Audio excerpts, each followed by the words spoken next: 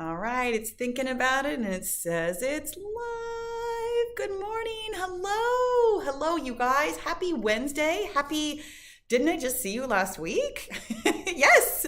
Yes, we did. We just saw each other last week, and I am super excited to be live every single Wednesday in December so that we can chat, we can hang out, we can have some fun, and we can totally get hyped about January. So you guys, I'm so excited. There's already quite a few of you who have asked some questions and made some comments in the chat, and it's so nice to see you all today. It looks like, okay, come on, chat. You can work with me here. I see that there's a comment from Sarah, and yet part of my chat is covered up. So I apologize. It's something about being the first Christmas with Pahla B beside you. I'm so excited about that. Maya actually had a couple of good questions. Said, hello from British Columbia. I'm just starting my second month of the body shaping workouts. Thank you so much for being the smile that greets me every morning. I love that so much. Congratulations on getting through the first round of body shaping and working on round 2. That's super exciting. And you had a couple of questions. Okay, so the first one, actually, let me answer the second one first because the second one's a little bit easier. You said, how many episodes in your Learn to Run series on YouTube or podcasts? So it's not entirely a Learn to Run series. Let me just clarify. It's the Let's Run series, which I know that sounds really similar, but the thing about the Let's Run podcast and just the running videos that I have is that they're not in any order whatsoever. I have a paid program that is actually going to be on sale in a couple of weeks if you want to wait. I always have an end of the year / starting of the year sale. So if you're not in a big hurry for it, and it's really reasonably priced otherwise, but I put them in order for you with the program that I have, but like just on YouTube, they're completely random. And you can figure it out. Like with some research, you could read all the descriptions and preview all the videos, and you could figure out, okay, here's where I should start with mostly walking, and then here's how I would progress.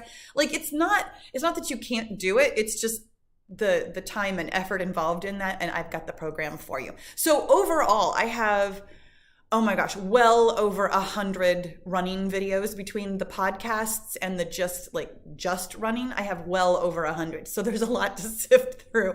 And depending on where you are with your walk run journey, you might be capable of just kind of jumping in. I mean, if you've already started running and you've got some experience with it and you've been sort of running for a while, then you're going to be okay with kind of jumping in. If you are literally brand new, then I would suggest getting the program so that you don't injure yourself. Because that's really is like the biggest problem with learning how to run is injuring yourself. It's an incredibly repetitive motion. And so your body doing the exact same thing over and over and over, it really just puts you at risk for injury. Okay, but let's talk about, you had another great question. I'm beginning to think that the smoothie powder that I have is not healthy. Do you use protein powders every day? I do personally. And here's the thing that I love about this question. I love this question so much. Is because I get to talk about what healthy means. Healthy is different for everybody, meaning that you are kind of an experiment of one. There is no objective standard of healthy food. I know we all think that there is, like there are some foods that are healthy, there are some foods that are unhealthy, but the fact is that your personal body, your chemistry, your biological makeup, I mean, we're all the same, but we're also all very different. Your body actually has its own system that is related to foods that you eat and other inputs that you give it as far as like water and sleep and other things that you do, exercise, and I mean, I'm thinking other inputs like alcohol or smoking or things like that. So your body reacts to different foods different ways. You know, we all think that if it says healthy on the label that it must be healthy, but this is the story that I tell myself and anybody who will listen pretty frequently.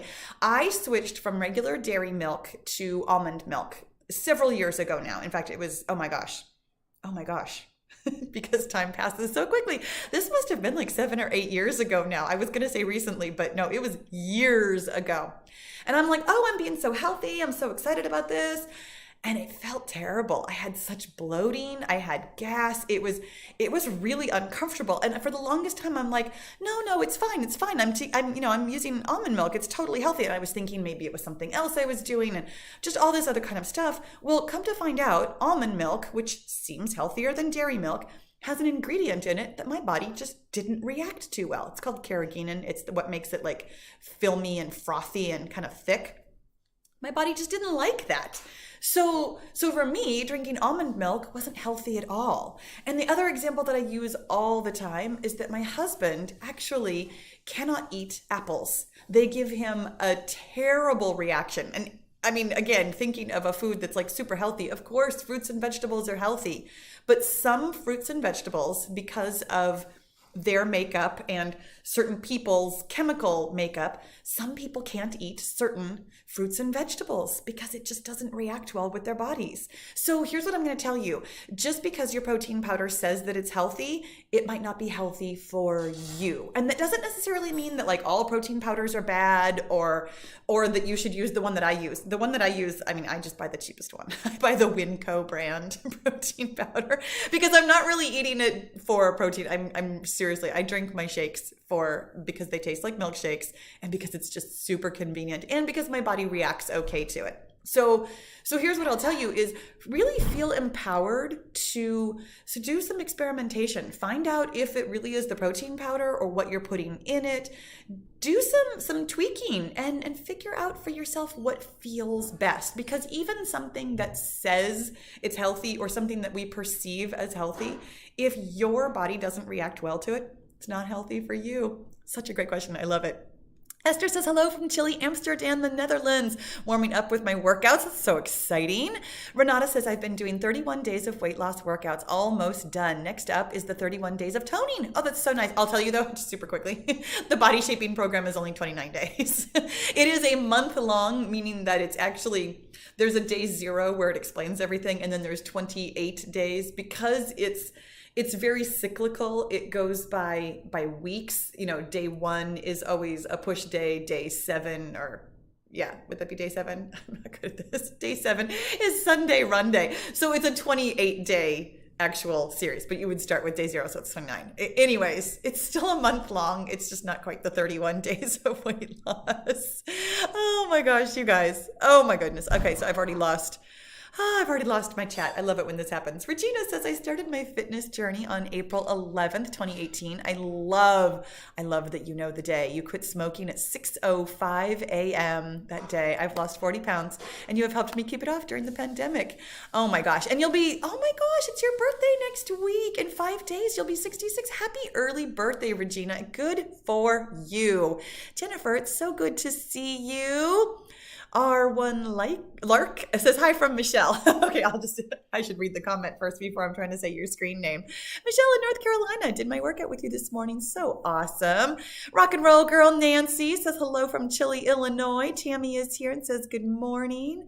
Amy says, thank you for sharing all your knowledge. You are so welcome. You guys, I don't know if I've said it enough times here on YouTube. If you're on Facebook at all, I go live on Facebook each week also. And I tell my Facebook friends every single Friday when I'm live in the Killer Beehive, which is my very private Facebook group. It's not my page, it's a private Facebook group. So only people who like do my workouts and kind of get what we're all about are in this Facebook group. So it's really, really nice, very supportive, very interactive, very fun. But I tell them all the time, like literally every Friday, this is my favorite part of my job. I love answering your questions. It is hands down, it is the thing that I would do every day if I could, like if I could make a living doing that, because I love answering questions. So much fun. Okay, anyways, Stacy says, hi Paula, would you be able to give some recommendations for an outside running shoe? I love it. Yes, I wear shoes outside. And I will tell you that the best shoe for you is kind of like the best healthy food for you. It's the one that feels the best. If your shoe feels in any manner like it needs to be broken in, it is not a good shoe for you. I hear this all the time. Oh yeah, I have these great shoes. They just take, the first 100 miles or so to break in. No, that when it doesn't feel right, you are very likely throwing off your gait in some manner, and that can, unfortunately, lead to injuries. So anything that doesn't feel good right out of the box is not the right shoe for you. I will tell you, just super quickly though, you're going to replace them a lot more often than you think. Shoe manufacturers have figured out how to how to give you the exact right amount of shoe that it breaks down kind of quickly, but not super quickly. I replace my shoes every couple of months, and I used to run a lot more mileage, so now I can get a little bit, longer time out of them. Pay attention to how many miles you're putting on your shoes, or kilometers, I don't know where you're from. Pay attention to how much distance you're putting on your shoes, and just don't let it get too high. You're going to replace your shoes far more often than you want to. It's an unfortunate fact of life, but it's so much better for your body to make sure that your shoes are always fitting well and doing what they're supposed to do, as opposed to letting them get completely broken down and then you're running kind of cockeyed, and then everything gets thrown off and then you injure yourself and it's not good. So the shoes that I run in that I happen to love is because I have a completely neutral gait. I don't need anything, any kind of support, any kind of anything. I have worked on that with core work and strength work and all kinds of form drills and things like that. So I've been working on it for years. So I have a neutral flat shoe. The brand is Ultra. It's not for everybody. I will tell you, it's not for everybody. It's really best to you can go to a shoe store and have them analyze your gait, which is kind of helpful, but I will tell you that you can actually analyze it yourself. Put on a pair of shoes that feels comfortable, set up your a video camera or your phone, and watch yourself run both straight on and from the rear and from the side. And then take video of just your shoes, running a couple of steps at least. And then slow it way, way, way, way, way, way down. When you slow it way down, you can see exactly how your foot rolls through the motion. You'll be able to see everything you need to know. It's much, much easier than trying to just watch yourself run in real time. And then from there, you can pick shoes that work best for you. I recommend that you go to a shoe store if you've got one near you and they're open and all those kinds of things, because then you can try on everything. Try on everything. And whichever one feels best is the best shoe for you. Sam says hello from, I'm not even going to try and say it. You guys, I apologize. I'm not great at pronouncing place names. I'm not great at pronouncing names. I know if I say this, it'll just be me with my super American accent. So Sam, thank you for being here today. Hawa says, do you have any videos on seated exercises for intermediate and advanced stage? I do have. Gosh, I have one or two. I have two. I have about 40. I think I have just slightly less than 40 seated workouts.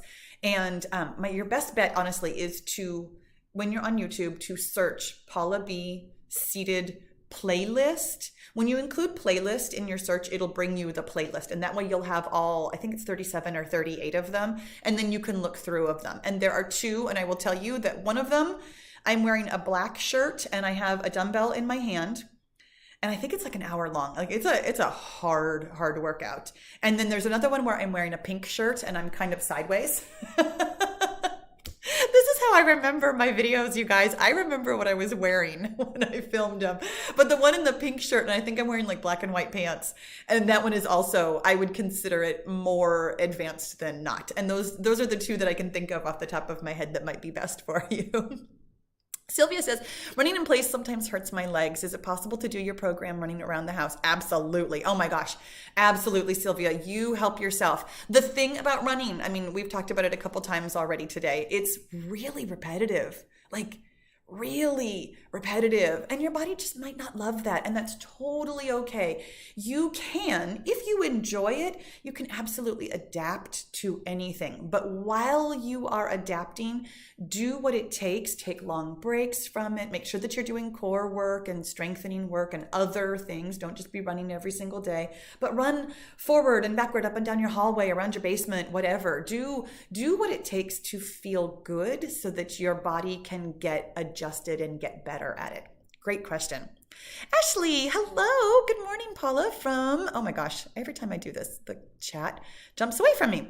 Says, good morning from snow and cold, oh my gosh, snowy and cold Rochester, New York. Next week, I will be on round 7 of the 31-day weight loss challenge, and I'm so excited for the new weight loss series. I'm doing it come January. Yes, indeed. I'm so excited too. I just started filming.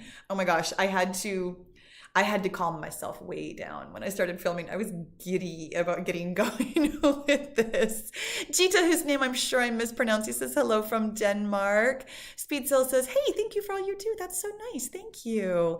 Tanya says, good morning from Utah. Thank you so much for your encouragement and acknowledgement, my friend. I appreciate you. I appreciate you too. Oh my goodness, you guys. I so appreciate all of you. I mean, just everybody here, everybody not here, everybody listening to the podcast later, everybody who has ever joined in any of the workouts. I so appreciate you. You guys, I made this job up for myself out of thin air. Do you know how lucky I am? I am the luckiest girl in the world, and I appreciate it every single day. Sam says, do you believe in blood group and its relation to how our body reacts to different foods? You know, that is such a great question. I believe in lots of things. I believe that there are lots of different reasons why we might behave, or not behave, but like how our body might behave in relation to different inputs. I don't have any really specific knowledge of blood typing and how it would be related to food. It's not something I've done any kind of reading on, so I don't have more about it to say than that's very interesting, and there might be something behind it. I'm always curious about stuff like that. There's so much we don't know about our bodies, so much we don't know about nutrition science and exercise science. Anybody who tells you that, oh, we know it all and this is exactly how it works and this is how your body works every single time for every single person, they're grossly underrepresenting our knowledge, our scientific knowledge, not mine personally, but like the scientists' knowledge of the body. There is so much we don't know, so much. So yeah, I don't discount. There are some things I might discount. I mean, some things that are just based on wild suppositions, I would discount. Some things have been proven wrong too. I mean, like some things from the past when we thought that fat made us fat, or that cholesterol in food gave us cholesterol. There are all kinds of things that we have thought were true at one time that have been now proven disproven and proven untrue. So there are some things that I discount because they've been proven untrue, but things that have not been proven true or false, I've got a pretty open mind for it. Marnie says, I love your body shaping mini challenges. The floor work really bothers my carpal tunnel though. Do you have suggestions for modifications for not putting pressure on my wrists? Absolutely, Marnie. Here's the thing about the mini challenge. The mini challenge, by the way, for those of you who don't know, the mini challenge is a free weekly workout schedule that I put out every Sunday. And it's just 7 of my videos that you can do that will help you either with weight loss. It's actually 14 videos because there's a track for weight loss and then there's a track for body shaping, depending on which one you're doing. If you're losing weight, you do the weight loss ones. If you're maintaining your weight and looking to gain muscle, you do the body shaping ones. So modifications for not putting pressure on your wrists, yes. I would suggest that any of the floor work you do on an elevated surface, like the side of a couch or a table or a countertop or even the wall. If there's something really specific, I'm trying to think of anything in a plank position, and that's what's going to hurt your wrists. Anything in a plank position can be done on an elevated surface, and that takes a lot of the pressure off of your wrists, because the further down you are in a plank, the more gravity is resisting literally your entire body. The higher up you are, the further down your body gravity is really pushing, and second of all, the less gravity you're resisting just in general because you're a little bit further up. So that's my best modification. And honestly, what you can do is truly sub out a different exercise. Most of the things, I mean, I have found this now that I make all standing workouts 99% of the time. There's nothing you can't do standing up. Like honestly, anything that I have done on the ground in a plank position, you can probably do something very, very similar standing and help yourself to it. I'm never, ever going to ask you to injure yourself or hurt yourself, but I will tell you that the mini challenge, the body shaping mini challenge, does occasionally include floor work, but it doesn't always. This week's, I happened to choose like a really old video. That non-dominant one is probably the one you're talking about. It's a really old video. I think it's like 5 years old. There was a lot of floor work on the Pahla B channel 5 years ago. So not all of the videos are going to be all floor work like that, and thank goodness for it. But help yourself to modifying whenever you need to. Ronnie says, I can't listen now, but we'll check later. I feel holds in my hip side. Is this right? Oh, I see what you're saying. Like when we're holding on to a position. So on Weight Loss Challenge Day 24, you say we should be in a calorie deficit without trackers. How do we know we're in a calorie deficit? Oh, that's okay. I think this is 2 questions. Okay. So, you might feel some holding positions in the side of your hip. For that, really specifically, I'm going to have you check in and just really pay attention to your whole body. Make sure that your ankle is strong but not locked. Make sure that your knee, I'm pointing to my elbow, but I'm being a leg here. Make sure that your knee is very strong but not locked. Really think about where you are squeezing your muscles. You might feel it on the side, but you will probably feel it less on the side of your hip when you actively squeeze your glutes and your abs, which is where most holds should be felt. The stronger your abs and glutes get, though, the less you might truly notice the work that they're doing. And so that could be why you're feeling the hold in another position. I would just check in with your form, though, and make sure that you're really pulling in your core and really actively squeezing your glute to make sure that the work is being pulled into your core, into your trunk, the way that it's meant to be. Okay, as far as the second question. So being in a calorie deficit without trackers. So here's how you know you're in a calorie deficit is when, let me back up. The way that I have you calculate a caloric deficit is by when you get the ebook that I have available for you on any of my weight loss workouts. It's in the description. You just have to open up the description box and you can click it and open it. It's called Weight Loss for Women Over 50. I have you go to 5 different calorie calculators. The reason I have you go to 5 different ones and then average the answer is because there is no one answer, kind of like everything we've been talking about today. There's no one objective, oh, this number works for every single person every single time. It's why I have you go to 5 different ones and take the average. It's a good way to start figuring out where you would be. Now, what I have you do is tell the calculators that you are working out moderately, because you're working out moderately every single day. And then you're just going to eat that exact same number of calories every single day. Now, some days you may or may not be in as much of a caloric deficit as you are on other days. Some days we naturally just do more. Some days, even if we're eating the exact same number of calories, we might have a slightly busier day. Maybe you're just talking with your hands a lot, which burns a lot of energy. Maybe you had to park a little bit further away at the mall because it was busy, or just whatever. There are some days when you do burn a little bit more than the calculators will have said that you are, and some days that you might burn a little bit less. There are some days when I'm at my desk all day because I'm doing editing or things like that. So don't worry about being in a caloric deficit every single day in much the same way as when you take a bigger picture so that you're in a consistent caloric deficit over time.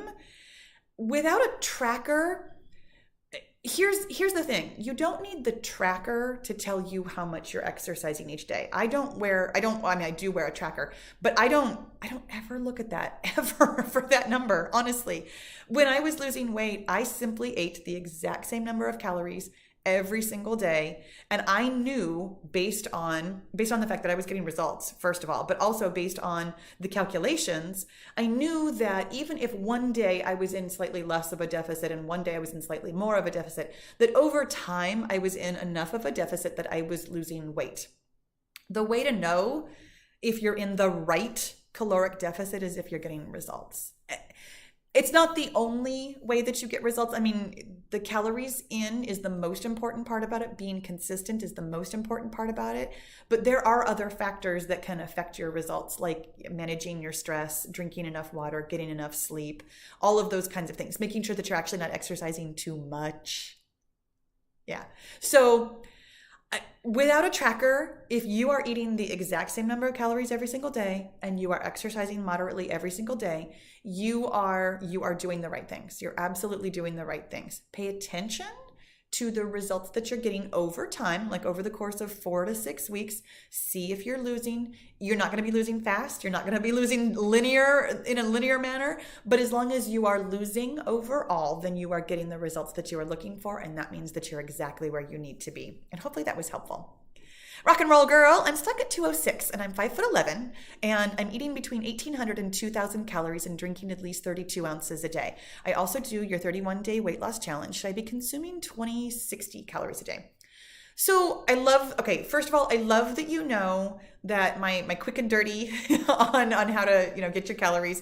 You guys, for those of you who have never heard this before, yes, I do suggest that you go to the 5 different calorie calculators and put in the actual numbers and do the math and get an actual number. But the way to tell whether or not that number is like kind of close to what you're probably supposed to be eating is to literally take your weight right now and put a 0 on the end of it. That's about how many calories you would likely need to be eating to be in your caloric deficit in order to lose weight. Okay, so the difference between like 2000 and 2060 is pretty slim. What I'm going to suggest to you is that the window between 1800 and 2000 might be too big. 200 calories a day, honestly, 200 calories in either direction every day might not be consistent enough for your body. Everybody's body has its own window. This is why I suggest that you pick a number and you get really as close to it as possible, like literally within 25 calories every single day. Because when we're younger, our metabolism is so efficient, like so efficient. Oh. I miss my 25-year-old metabolism. I really do. It was so efficient that you could eat wildly inconsistently. You could exercise wildly inconsistently, and you could still maintain your weight, or you could possibly even lose weight. Like it was easier. I'm not saying it was easy, but it was easier to make the scale move in the direction that we wanted to. Now, you can still make the scale move. I'm not saying it's harder. What I'm saying is that we have to be more consistent than we used to be. For some of us, being really, really consistent isn't all that hard. For some of us, it is. And that's why sometimes weight loss can feel harder as we get older, because we have to just be a lot more consistent. We have to be really consistent with eating the exact number of calories every single day and exercising more or less the exact same amount every day. Not necessarily duration, but about intensity every single day. What I'm going to suggest to you is that 32 ounces of water might not be enough. Generally speaking, you want to be drinking half your weight in ounces. So like if your weight is 206, you should be drinking about 103 ounces. And that could have something to do with what's going on with slow weight loss. Because you say you're stuck, I'm going to assume that means that you have been losing, and that's fantastic. Super happy for you. Super glad that you've been getting results. There's also, oh my gosh, excuse me. Sometimes there's a couple of things that happens, and I notice this a lot right around like the 200 mark, right around, not for you because you're so tall, but like 150 or 160, like right around the 0s or the 5s. Sometimes our mind gets a little bit squirrely about what that would mean. And I've never been under 200, or it's been a long time since I've been under 200, or maybe I'm having a lot of success. And being successful is different to your brain, and your brain doesn't like different ever. Even if it feels so good, like, oh my gosh, I'm almost under 200. This is so exciting. Logically, of course, it's fantastic to get where you want to go. But your primitive brain, the one that we don't hear very clearly because it's just kind of operating in the background, it might be saying this is different, different is bad, different could kill you. Because that's what your brain has been saying since it was a caveman.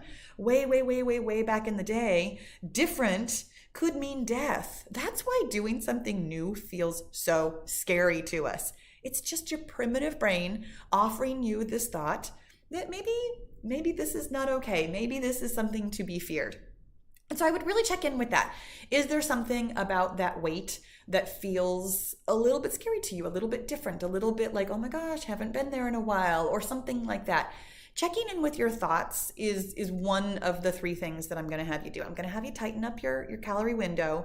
I'm definitely going to have you drink more. And what I'm going to say by more is simply, if you're really good at 32 ounces, aim for 40. Get really good at 40, then aim for 50. I know 100 is a lot. It's going to feel, it's literally 3 times what you're drinking right now. And that's probably going to feel like, oh my gosh, I'm going to be in the bathroom all day and all that kind of stuff. Don't try and jump all the way up to the 100 ounces, but understand that biologically speaking, when we are dehydrated, our body is not operating at peak efficiency. So being a little bit dehydrated means that your body is probably a little bit sluggish at digesting your foods, which can show up on the scale. Your body is probably a little bit sluggish at doing any number of other processes that it deems less than essential. Digestion is weirdly really low on your body's essential list. So is critical thinking.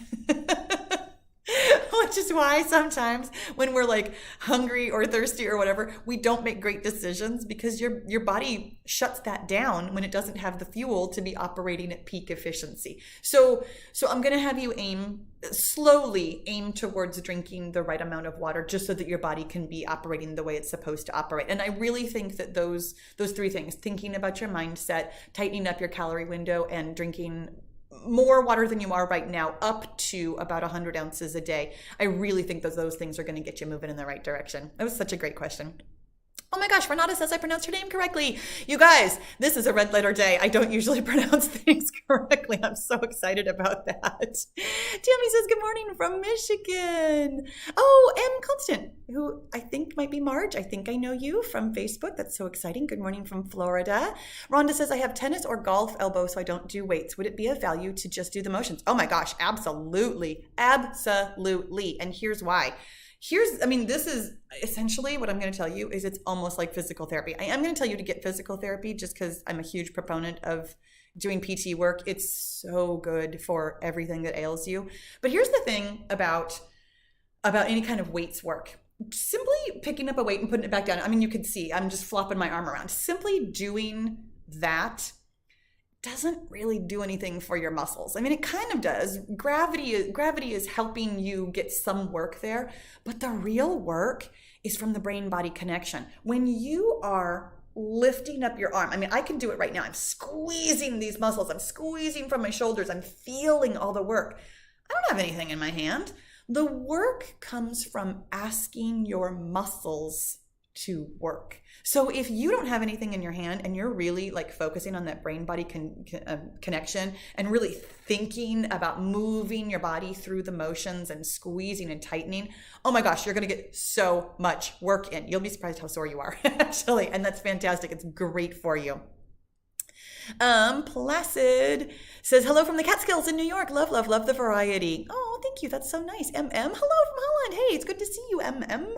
C. Morgan says, you look so pretty. Oh, you're so kind. Thank you so much. You guys are so sweet.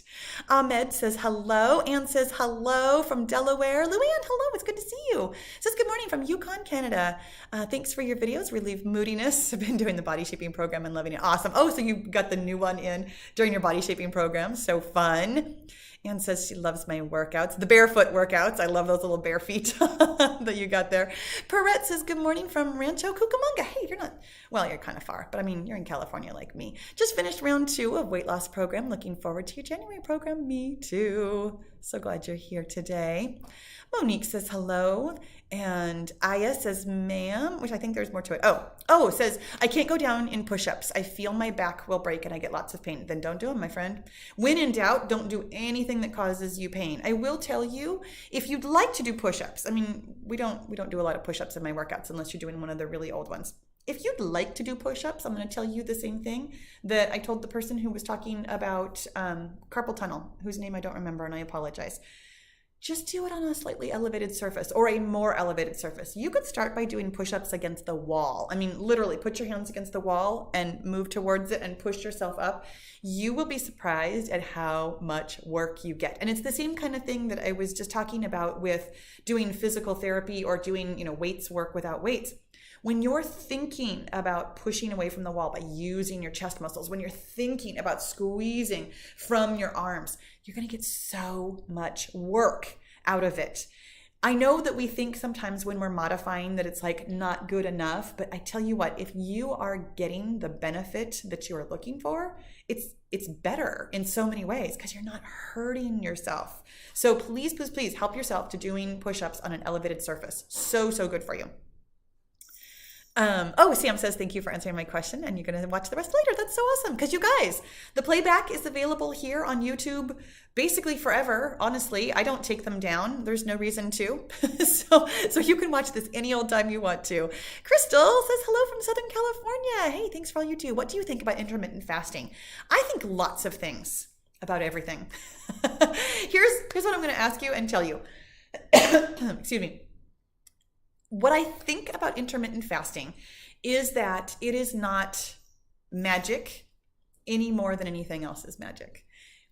If you are looking for a really specific result, and I'm going to assume that you're thinking about weight loss, just because that's where I usually hear that.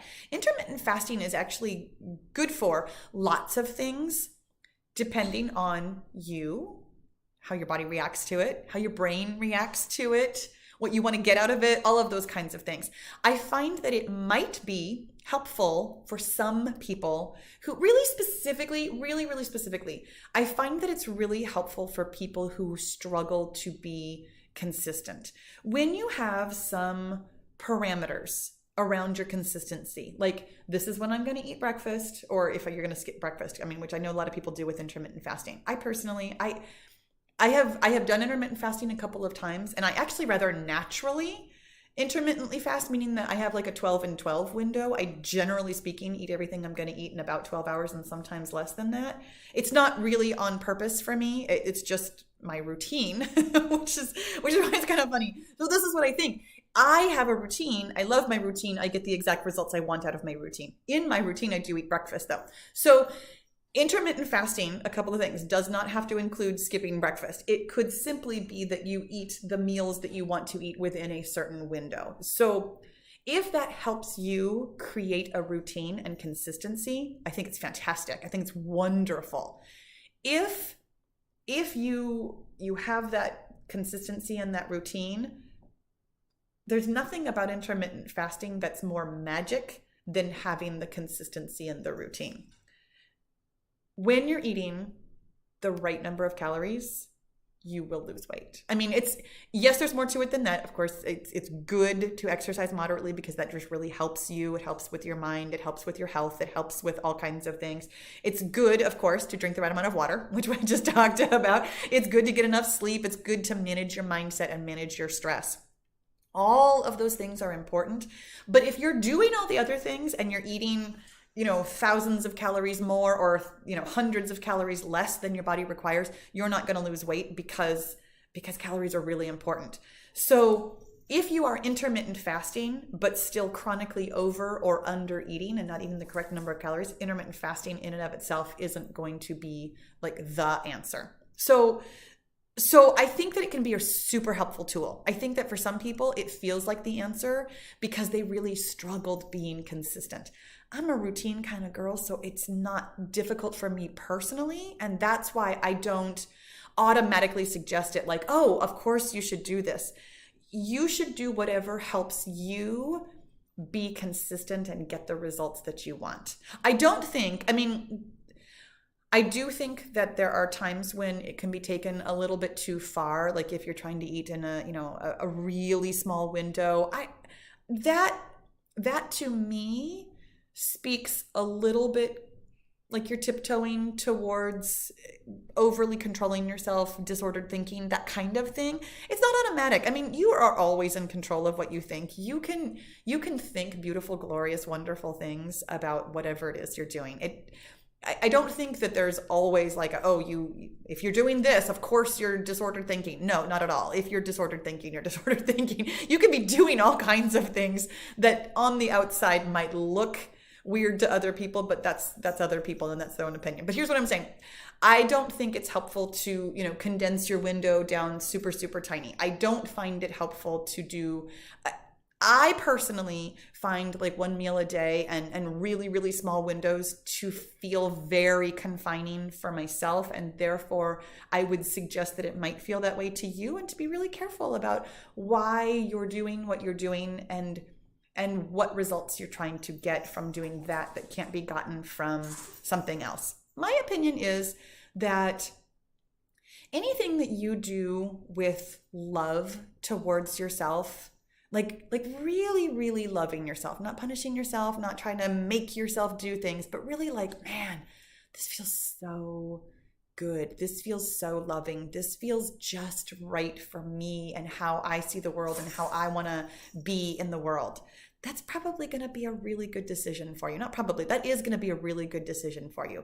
If intermittent fasting feels like punishment, or it feels like you're trying to make yourself do something because you really want the results, I would just really take a look at that. And if it feels like, oh, thank goodness, now I can relax because now I know that I eat at this time and I eat at that time and I'm all good and I don't have to spend all my energy worrying about it or thinking about it, then that's self-love. That's amazing and good for you for it.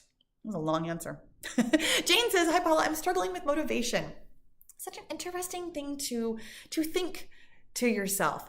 Struggling with motivation is a sentence in your mind. It's a thought. And I know that it feels very factual, like, no, I don't have any motivation. I'm really struggling here. I'm having a hard time getting moving. I'm having a hard time exercising. But those are all thoughts. Those are all things that you are thinking about what you are doing and what's going on in your life and what you'd like to be doing. And it's all, honestly, I'm say this nicely, Jane, I don't know you, but I'm saying this with a lot of love in my heart. It's kind of just being really judgy of yourself. And this really actually dovetails very nicely on the intermittent fasting and the self-love conversation we were having. What feels like a nice thing to say to yourself?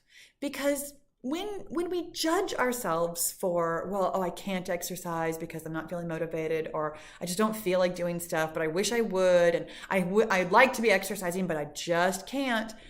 That's not a very nice, loving thing to say to yourself. So rather than framing it with I'm struggling with motivation, let's maybe take a look at the things that you are doing. Let's maybe take a look at what you would really like to do that feels very loving, very kind to yourself. And then when you find something that feels loving and kind to yourself, it'll be a lot easier to follow through with. And that's really what it comes down to. Motivation is planning ahead, deciding you're going to do something, and then doing it. And I know that you might have kind of started planning ahead. You might have kind of started, putting on your calendar and thinking about where it's going to go, scheduling what you'd like to do. And then you're thinking, oh, but then I don't get it done. Here's the thing. When you're not getting it done, there's something that you're thinking. There's something going on. And rather than simply judging yourself for the result that you're getting, which is the not exercising, let's take a look at why. What are you saying to yourself? What is it about exercise that feels hard or difficult or too much or not fun? These are all reasons why your brain is going to offer you, hey, let's not do this. Let's not do this right now. Your brain is wired, hardwired, long before any of us were born, millennia ago, to seek pleasure and avoid pain. It's how we've stayed alive. This is an excellent instinct. However, in this day and age, we don't really need to run away from saber-toothed tigers anymore, but what happens is we don't do things that feel difficult because they feel difficult. That's not pleasure. So just take a look at, with a really loving eye, what is it about exercise that doesn't sound good to you, and be really open to hearing what you hear. It might be something as very simple. I mean, I will tell you, this is an honest thing I say to myself. I don't want to have to take a shower later because it takes 3 hours for my hair to dry. This is something I legitimately tell myself when I'm thinking about exercising later in the day. Ugh, I don't want to shower. And then that feels like a pain. And therefore, my brain offers me all kinds of reasons why I don't really have to exercise right now. It's okay. I'll do it tomorrow. I'll totally get up early and I'll make sure it gets done tomorrow. Not a problem. My brain offers me all of these things that look and feel like not being motivated, but it was really simply because of the thought of not wanting to take a shower later that is blocking me from doing the thing that logically I want to do. When you can look at that with, like I said, with curiosity and a real eye towards just loving yourself. Love yourself no matter what ridiculous thing your brain offers you as a reason why you're not exercising right now. There's a reason in there. Go ahead and listen for it. And then be really, really kind and gentle with yourself with saying, oh, okay, I hear why I don't want to exercise. And this is what I'm going to do to kind of get around that. It might be that you're telling yourself that you have to do an hour's worth. You don't have to do an hour's worth, just so you know. You don't have to do an hour's worth. Start with 5 minutes, start with 10 minutes. Do the thing that feels the most loving and move forward gently. And suddenly you will find yourself with a ton of motivation. It's all about starting with self-love. Oops, oh my gosh, I'm skipping on the skipping around in the chat. Okay, Rhonda says, I can't seem to find the 5 calorie trackers. Okay, Rhonda, let me tell you, on your desktop or mobile, you can't be on TV. You have to be in your game console. I'm trying to think of where else you might watch. I know some people watch on like Xbox. You can be on your iPad, like some kind of like a tablet device also. I will tell you that wherever you want to store an ebook is where you want to open the description box. When you are on YouTube, go to any of my 31-day weight loss challenge videos, any of them. The very first line in the description box is the link to download my ebook. You have to download the ebook and then open up the ebook. And then in the ebook are the 5 calorie counters. That's where it is. It's not in the description itself. In the description, you're going to find the link that says, go here to download weight loss for women over 50. In the ebook is the link to the 5 calorie calculators. I know it's a lot of clicking. It is, but I promise it's really helpful. Cindy says, hi, Paula, I take elderberry products and there is calories in the gummies. Do I have to count these calories too? Such an interesting question. I love this. You never actually have to do anything, just so you know. You don't have to do anything. If you'd like an accurate calorie count, yes, I would count them. They are calories. Now, here's the funny thing about calories is that your body, they're probably so low that your body is very likely burning as many calories to simply chew and digest them as it is, in the gummy itself. I personally, when I am counting calories, I don't when I'm maintaining, but when I was losing weight, I was counting calories. When I was counting calories, I counted every single thing. And for me, it was just easier. Again, it felt more like self-love. It was like, if I have to spend mental energy deciding, am I going to count this? Am I not going to count this? That to me was a waste of energy. I was spending time thinking about it. And well, does this really count or does this not really count? And what happens if I do this? And what happens if I do that? And am I being honest with myself? And what happens if I start not counting foods that I'm eating that are really foods that have more calories? And it was so much chatter in my brain. So I made a very simple rule. I count everything. And then I never thought about it again. I simply counted every single thing.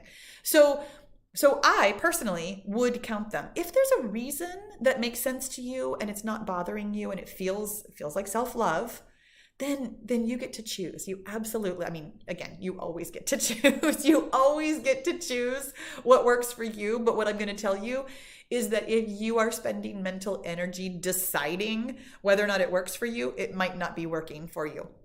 I would just pay attention to that. If you're fretting about it and worrying about it, count them and be done. Give yourself the one rule, I'm just going to count every single thing. And then you never have to think about it again. Or I'm not going to count this and I'm not going to think about it. And then don't count it and don't think about it. Either way is totally up to you. Marcella says, hi, I just started your body shaping videos on day 2. Awesome. Push day yesterday was fun. Oh, Marcella, I think you might be the only person who's ever said that.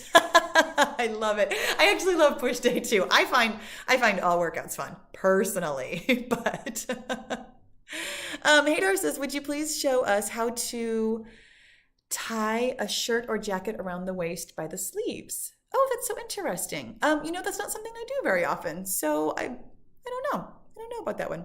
Rock and Roll Girl says, thanks for answering my question. You are totally welcome, my friend. Emmy Mary says, ciao. And, and it is Marge. Says, hi, I'm in the Beehive and loving the support. MM says, when I'm stressing, I'm going to eat. And also when I'm bored, it really helps to do workouts. The thing that's very interesting about that is that it doesn't actually help to do workouts. It's a distraction, certainly, to do something different, but what I'll suggest to you, something that feels like love to me, and this is something that I've been thinking about a lot lately. When I am feeling stressed out, stress is a feeling that we have, and that means that it's being caused by a thought. And the fact is, your thoughts are in your head no matter what else you're doing. So sometimes when we move on to thinking about a workout or thinking about something else or distracting ourselves by keeping busy, we think, oh, I've gotten rid of the stress. Oh, I've gotten away from that stressful feeling. But the thoughts are still in your head. And what I am finding is it is slightly more difficult in the short term, but it's so much more helpful in the long term. When I am feeling stressed out, I take a couple of minutes and I simply listen to what it is that I'm telling myself about what is stressful. And I will tell you that this is especially hard for me when I'm feeling stressed about having too much to do. This is the most stressful, maybe not the most stressful. This is something that is stressful for me that I am working on. I get up in the morning and I start to think, oh my gosh, I have so much to do today. I have so much I have to get done. I'm never going to get it all done. And that thought makes me feel very stressed out, as you can imagine. And the fact of the matter is that I have, X number of tasks on my list. There is a certain number of things that I would like to get done today, that I, need to get done today. Need is such a strong word. The fact is I don't have to do anything ever, and neither do you. I know you think you do. I know that you think to yourself, no, at work I have to. The fact is, technically speaking, you don't have to. There are consequences to your actions if you don't. There are consequences to my actions if I don't get things done, but I don't have to. And so that was the first thing that I stopped telling myself. I didn't have to get anything done. I choose to get these things done because I am my own boss, thank goodness. But even if you have a different boss, you are choosing willingly to work where you work and do what you do. And thinking about it as a choice was really helpful to me. The other thing that I do, though, really specifically, when I'm feeling frantic and frustrated and, oh my gosh, I have so much to do and I can't waste one more second, I actually make myself not waste, but take a couple of moments of time and think, what am I thinking right now? And how is this helping me? Because I will tell you unequivocally, thinking I have too much to do right now isn't helpful. It is in fact the least helpful feeling or thought in the whole entire world. When I think I have too much to do, I feel frantic, stressed out, and overwhelmed. When I feel frantic, stressed out, and overwhelmed, I cannot concentrate. I'm not logically looking through my list. I'm not doing any one thing. I'm trying to do 12 things. I'm getting less done because of this thought. I have too much to do. And then it proves itself true. Then I still have so much to do because I haven't been able to get anything done because I haven't been able to concentrate. I haven't been able to think clearly. I haven't been able to just sit down and focus on one thing at a time and get it done rather than frantically running around like a chicken with my head cut off. That thought is the destructive thing here. Not the to-do list, not the running around frantically, the thought. So when you are feeling stressed, take the time to find the thought. Deal with the thought. That thought is what is causing the feeling of stress. Distracting yourself from the thought might temporarily make it seem like you're not feeling stressed, but that thought is going to come back again and again and again. That thought, I have so much to do today, pops up for me every single day. And as soon as I hear it, I remind myself, oh my gosh, that's that thought. That's really not helpful. That thought is going to make it seem like I have even more to do than I do. That thought can be replaced by, I always get everything done, because technically speaking, I do. And I have tons of proof for this. I literally always get things done. It might not be exactly what I had planned. It might not be on the day or the time or the way that I thought I was going to get it done, but I always get it done. And so reminding myself, okay, I have this thought. I have too much to do. I have so much to do. There's so much to do. Oh, I'm going to get it all done. I'm going to get everything done. That thought feels like very confidence building. Feels like, oh, well, of course I'm going to get it done. It feels very assured. That feeling of assurance helps me stay calm and focused, helps me think about doing one thing at a time, helps me look at my list in a really logical way. Well, it would make sense if I do this first, and then this is an easy win, so I'll check that off, and then I'll do these 3 things that I'm not really excited about right after I've had some lunch when my brain is pretty fresh. And, it helps me think through, and then, lo and behold, I get everything done. When you feel stressed, rather than running instantly to some sort of stress relief, think about what would actually relieve your stress.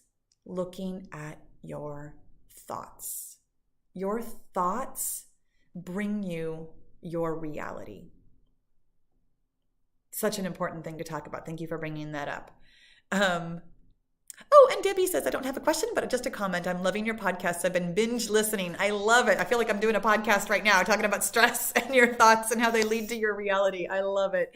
I love it. Paula, who has a great name, says, hi from Ontario. I enjoy your videos. That's so nice. Thank you for that. You know, when I was young, I knew two Paulas. There was one Paula, my age, who went to my school, and we never had any classes together ever. So I knew of her, and I think I like talked to her a couple of times, like, oh, hey, your name is Paula, just like mine.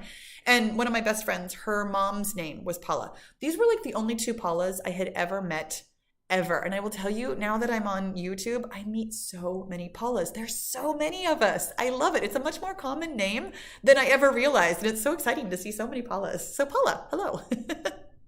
Barbie says, big love from California. Do you have a Venmo account where we can send support? Thank you. That is so kind of you. I do.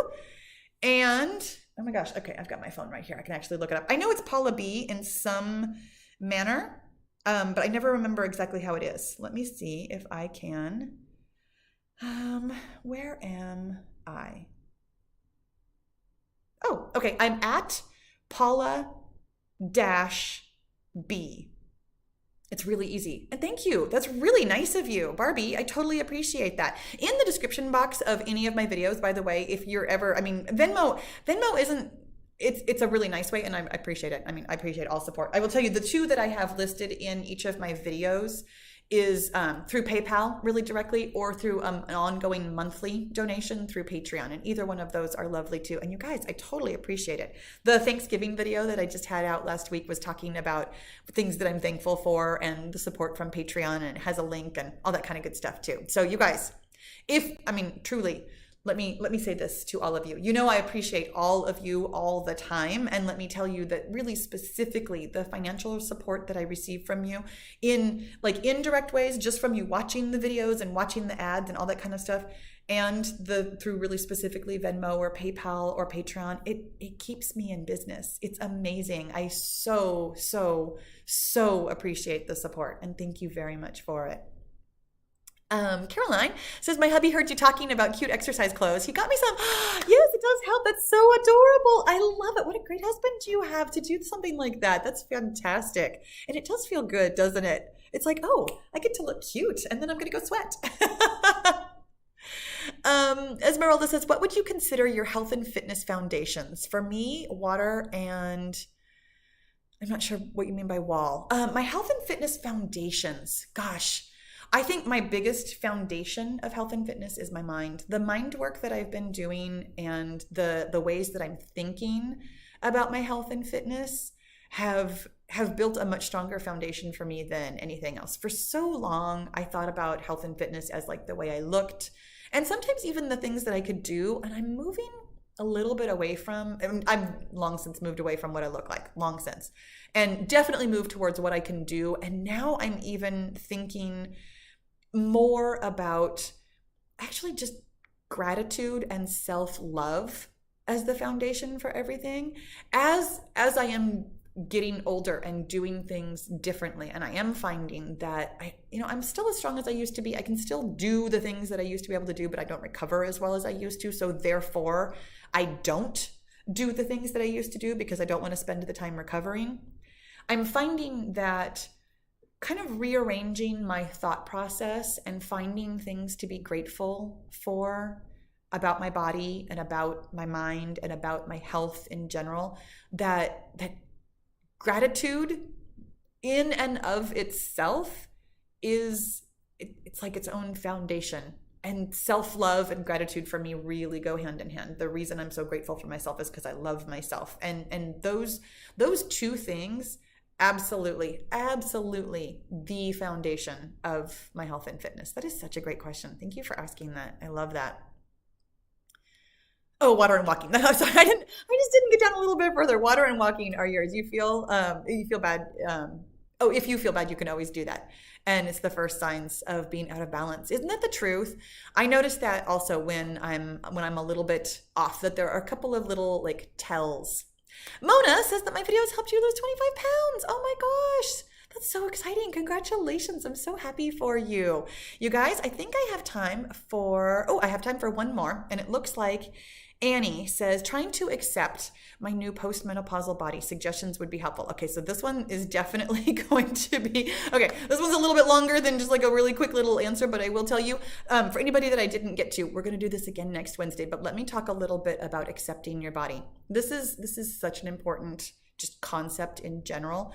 And Annie, let me tell you, I don't know if you already listened to the Fitness Matters podcast. It's my podcast where we talk about mindset and things like this. And I know that it sounds so physical. It sounds like, oh, I need to just accept that this is my body. But I will tell you that there's a lot that goes into it that is not related to your body at all. The fact is, you can accept your body at any point in time, any way it looks, at any weight, at any disadvantage, at any limitation, at anything, at any point in the gravity game that we're all playing. You can accept yourself because acceptance is a feeling which is therefore driven by your thoughts. We think that our bodies have to look a certain way or be able to do a certain thing, or we think that our bodies need to be such and such. And then automatically we'll think nice things, right? Of course, if my body looked like this, I would love it. Loving your body comes from your thoughts and has actually, weirdly, literally nothing to do with your body itself. You can love your body no matter what, because love is a feeling like acceptance that comes from your thoughts. Your thoughts create your feelings. Things don't create your feelings. Things exist. Your body exists. Your body existing means nothing to you until you have a thought. You have a thought, that thought creates a feeling, and then your feeling drives your actions, and your actions get you results. And your results, meaning that the results that you get of like loving and accepting your body come from your thoughts. When you think, I love and accept my body, and believe it, then you will love and accept your body. That is the result that you will get. Now, here's the problem. When you say right this second, I love and accept my body, there's a part of your brain that's like, oh, heck no. I do not believe that at all. My body has wrinkles. My body is losing the war against gravity. My body can't do what it used to do. My body feels weird. Sometimes my body is too hot. Sometimes my body is too cold. Sometimes I have brain fog. Sometimes I'm crying and I don't know why. Like, I know you have all kinds of evidence for all the reasons why you think I don't love and accept my body right now. And that's what's going to happen in the background if you simply go directly to, I love and accept my body. What I'm going to offer you, though, is that you think about something that feels better than you currently think. If you currently think my body is ugly, for example, something that feels very truthful and is truthful and doesn't feel quite as painful as my body is ugly might simply be something like, this is my body. I have a body. When you look in the mirror, this is my body. And take some ownership over it like that. This is my body. It's nobody else's body. It's not, my friend's body. It's not my husband's body. This is mine.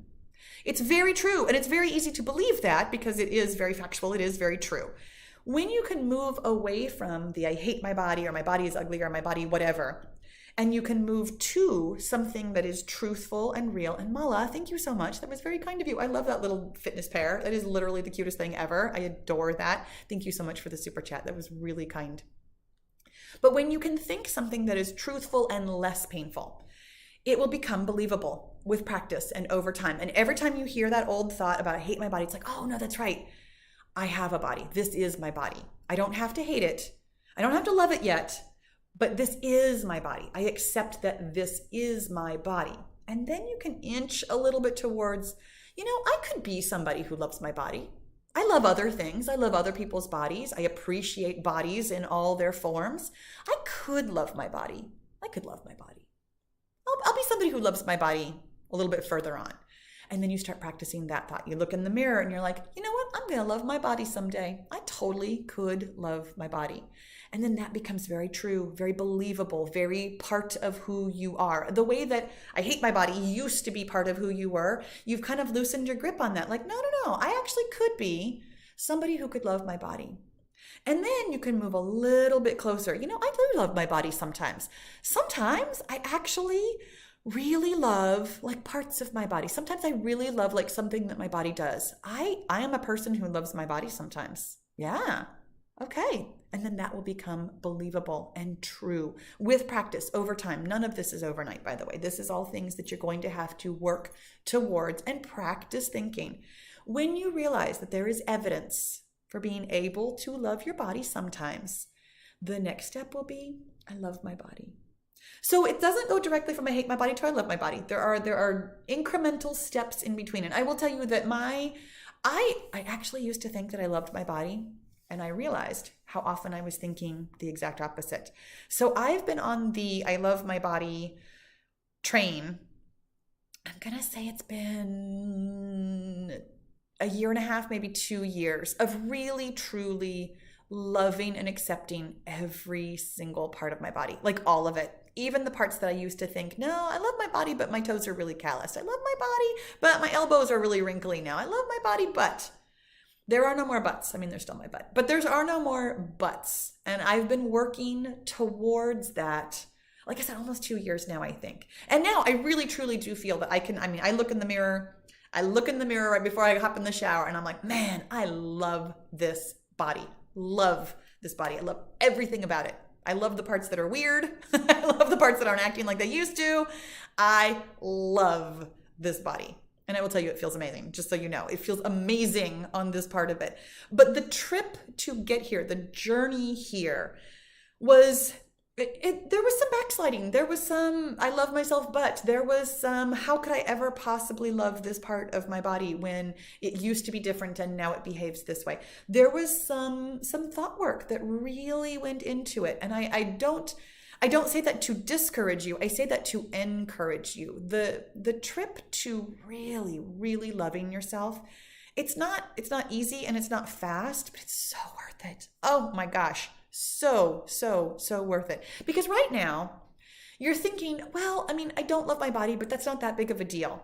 But you are spending time and energy thinking about how much you don't love your body. And that's time and energy, my friend, that you could actually be thinking other things entirely. It sounds so weird, but part of loving your body is that it frees up all that time. You don't realize how much time you're spending on all the little thoughts, kind of like we were talking earlier about the little thoughts about what should I count, what should I not count. You don't realize how much brain power is being sent to the thoughts of, ugh, this is so annoying, or geez, I wish I could do this, or I hate it when, or whatever. When you free up all that time and all that brain energy, you will have so much more ability to focus on other things. It is amazing to me how much more I'm literally getting done in the world, like how much more creative I am, how much more excited I am about the world, because I'm not spending all that time on how much chatter is in there about not liking myself. It's amazing. Amazing. I highly recommend it. You guys, this was awesome today. I know I didn't get to every single question, but again, we're going to be here next Wednesday. And I'm so excited about that. You guys, thank you so much for being here today. I hope you heard, even if I didn't get to your exact question, I hope you heard exactly what you needed to hear today to have a fabulous day, to have a fabulous week. And you guys, I'll see you next Wednesday. I love you. Bye-bye.